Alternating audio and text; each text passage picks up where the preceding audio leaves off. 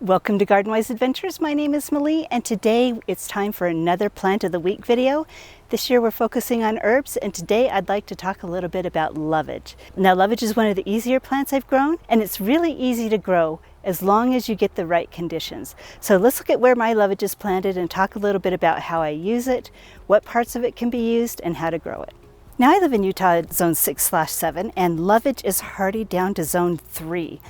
But from what I've read, it grows best in zones 4 through 9. So it does perfectly here in my zone. That the coldest I've ever seen it get is a zone 5 winter, which is down to, I think that winter it was -10. In recent years, we haven't really gone below 0, and it still is thriving. So this is what lovage looks like. I don't think it's a relative of celery. I will actually put the scientific name on the screen so you can kind of see what it's related to. But lovage has these beautiful leaves, and it smells very, very strongly and tastes very strongly of celery. Now, if you pull one of these, it's kind of hard to see, but you've got actually a hollow stem. And I use these in soups and stews and when I make my broths in place of celery. I don't eat these necessarily raw. They're a little bit too strong for me. Maybe some people would like them, but you can eat the leaves and the stems. I always use a lot of the stem when making my broths, and a little bit goes a long way. Now we're on the outside of my property, and this is some of my lovage that kind of pokes itself over the fence. But lovage reseeds itself readily. The seeds are also edible. And I think they might be medicinal, I'm not sure, but I don't cover medicinal uses of plants on my channel. I am not really an expert on that.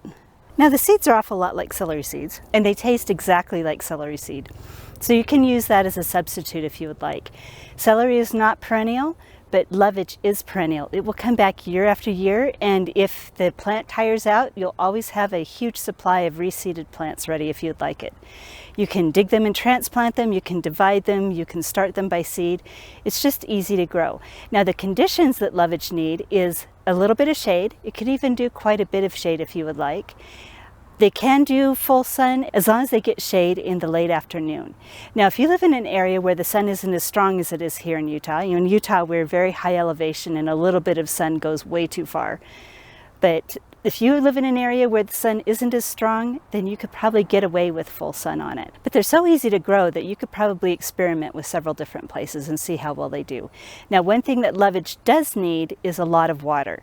Now, this area up here is by my compost pile. The compost pile is watered by a sprinkler, and it goes on once every week to 2 weeks, depending on the weather. And I actually hand water this area when I water my garden. There's a lot of plants up here that need a little bit more water, so I just sprinkle a little bit of water on them, and everything up here does quite well. The flowers are a gorgeous yellow flower, and the pollinators absolutely love them. Now, they do die back at the end of the year. I just cut them back to the ground, and then they come back the next year. So I would love to know if you've grown lovage, where you live in this world, and where it seems to do the best for you. Is it best in full sun, or is it best in shade? And I'd love to hear how you use it, because it is a little bit stronger than celery. It can be a little bit of an acquired taste if you don't like celery. So hopefully this video has been helpful for you. If it has been helpful, I hope you like, subscribe, share it with your friends, and go have a wonderful garden adventure.